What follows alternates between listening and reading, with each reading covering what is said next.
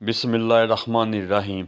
इब्न serine रहमतुल्लाह कहते हैं कि हज़रत अबू बकर सिद्दीक़ रज़ी अल्लाह अन्हो की जब वफ़ात का वक़्त करीब आया तो आप रज़ी अल्लाह अन्हो ने हज़रत आयशा रज़ी अल्लाह अन्हा से फ़रमाया कि मेरा दिल नहीं चाहता कि बैतुल माल से कुछ लूँ, मगर हज़रत उमर रज़ी अल्लाह अन्हो ना माने कि दिक्कत होगी और तुम्हारी तिजारत की मशगूली से मुसलमानों का हर्ज होगा।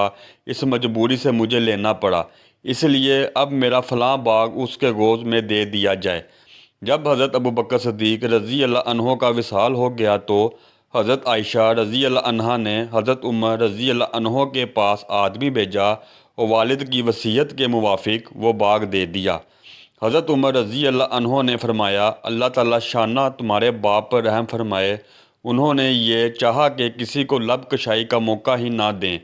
गौर करने की बात यह है कि अव्वल तो वो मकदार ही क्या थी जो हज़रत अबू बकर सिद्दीक़ रज़ी अन्हो ने ली, उसके बाद लेना भी अहल अराए के असरार पर था और मुसलमानों के नफ़ा की वजह से उसमें भी जितनी मुमकिन से मुमकिन एहतियात हो सकती थी उसका अंदाज़ा पिछले बाब से मालूम हो गया कि बीवी ने तंगी उठाकर पेट काट कर कुछ दाम मीठे के लिए जमा किए तो उनको बैतुल माल में जमा फरमा दिया और अपनी मकदार मुस्तकिल कम कर दी।